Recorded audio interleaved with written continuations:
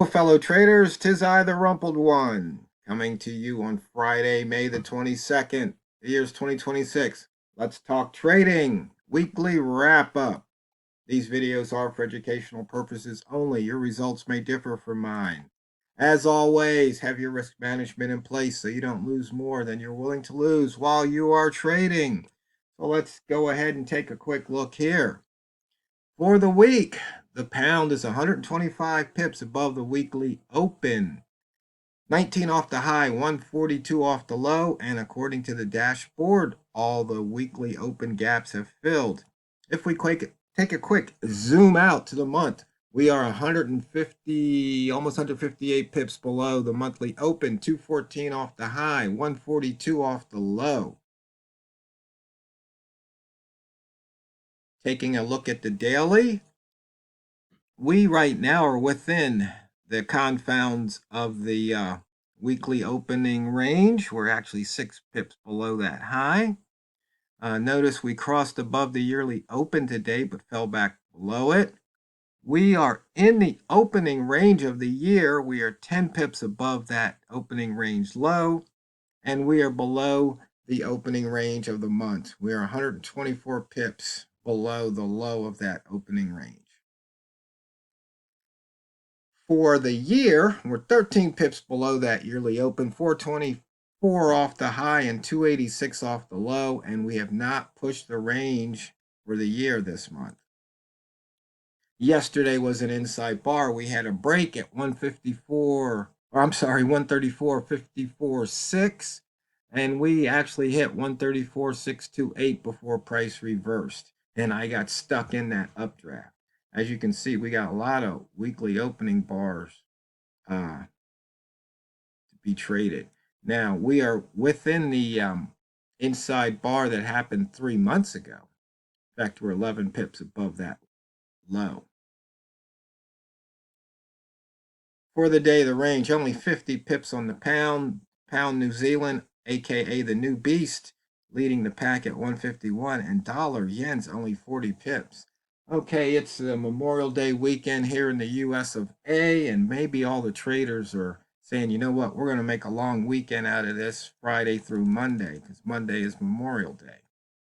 And the Indy 500 is coming up this weekend, sports fans, just to let you know. As you can see here, we have just been crisscrossing that daily open. They had a couple of tiny breaks, looks like earlier in the London session. And then we got that big breakout to the upside. Then we dip below the daily open, and we've come back. Rats, range is too low. Really no rat trading right now. Bambino Flex indicator said to go long. Pivot trading plan said at the pivot go long, and they were both accurate. And said near R1 go short, which was at 57.8, and that was 2 was accurate. In fact, if you had taken that trade, and I did take some trades up around there because I got caught in that updraft, it definitely paid off. Missed pivot short. We took out today's pivot. We've taken out the week, and we've taken out the month so far.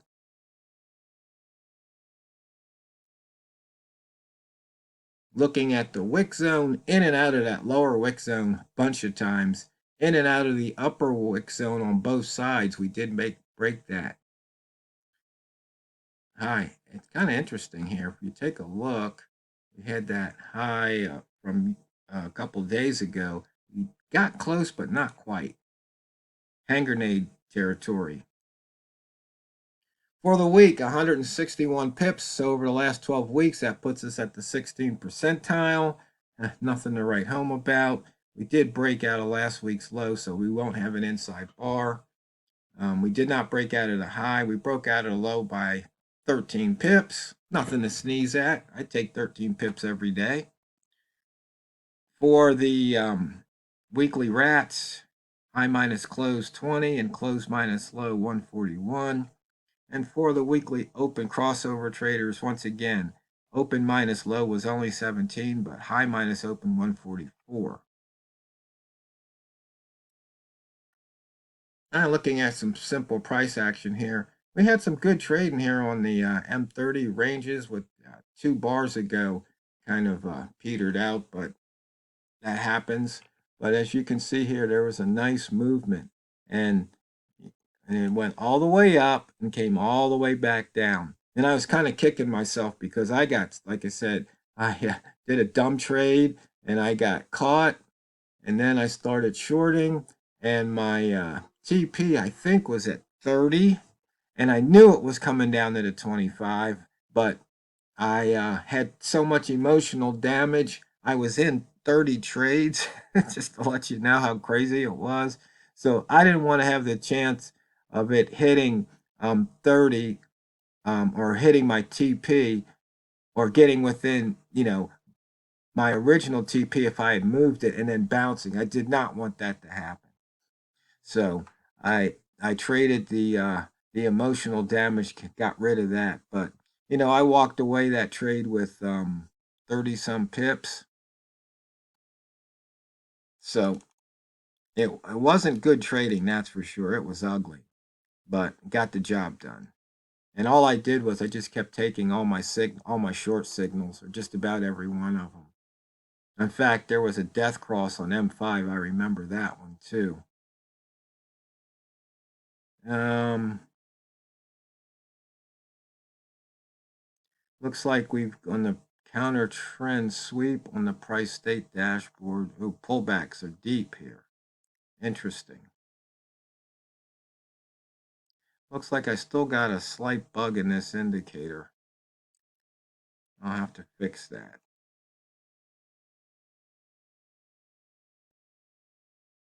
On the period turn,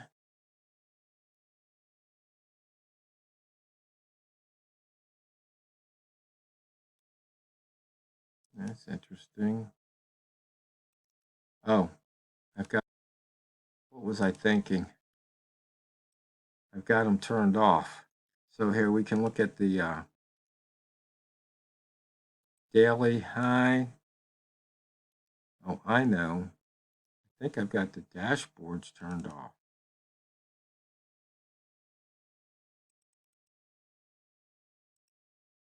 Oh, and the reason I did that was because I didn't want any crashing. And it looks like we've got something crashing right there. Oh, I see what happened there. Another little bug I'm going to have to fix. Wanted to see if there was any downturns.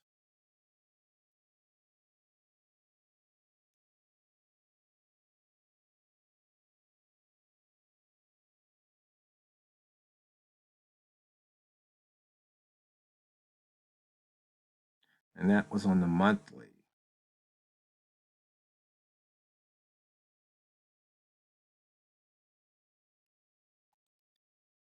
Let me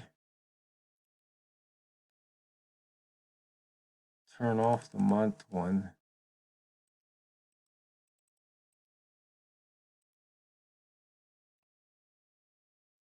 See where's the day one. This is the day one. Let's show that dashboard. Okay, we did not have a price turn in the daily.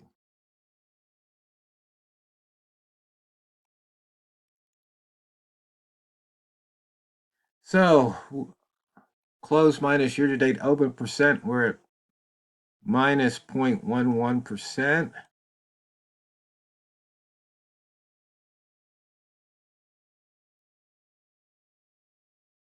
Let's see what we are, the ATR percent for the month. We're at 83, so we're not the lowest. And we still have a week's worth of trading to go, so who knows, we might be able to pull it up some. And let's look at the range for the month. Once again, range by month. 356 pips.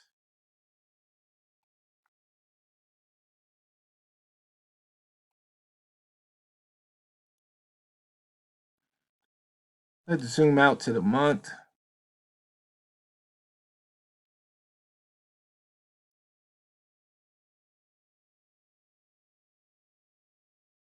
we're in between the wick zones. We cross below the pivot. We got a higher high, higher low, but it's a red candle, so that's a sucker bar for the week. Previous bar was an outside bar. We crossed above the weekly open, lower high, lower low, but it's green, so that's a sucker bar. And on the daily, we are inside that upper wick zone, buyer strong control, higher high, higher low, and it's green, so that's not a sucker bar.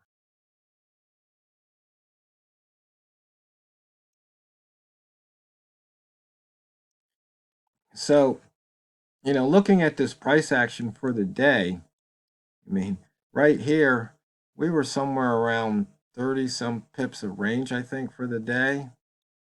Let's see.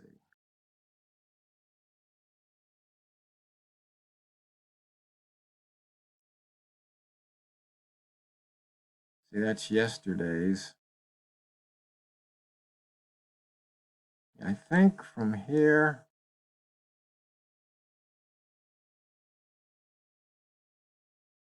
to here, yeah, we were only around 24, 25 pips of range. And when price is coiling like that and just range bound, like there's going to be an explosion. And smart money would have put a pending order maybe 1 pip above this high and maybe 1 pip below this low for the breakout, and would have definitely nailed it here. That's for sure. And I was like a dummy. On my phone is that 134.22 line, big old line across there, and watching price crisscross it. Like, why did I not? Why did I go short when I should have went long? Oh, that's a couple days in a row I've done things like that. He said yesterday I took a trade. I don't know why I went long. I think part of my problem is I'm having too much fun coding up indicators with AI, and it seems like I'm more interested in coding than I am in trading at the moment. Got to restrict it. In fact, I might take one of my laptops, remove the MT4 or compiler, so I can only trade. I can't do any compiling with it. That might slow me down.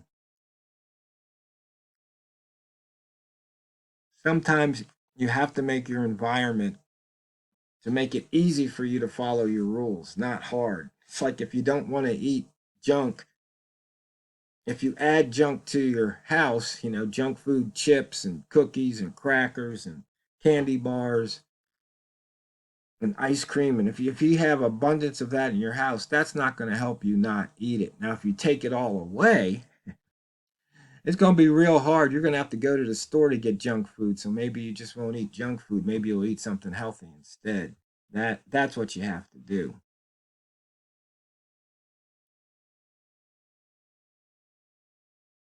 And I'm noticing here how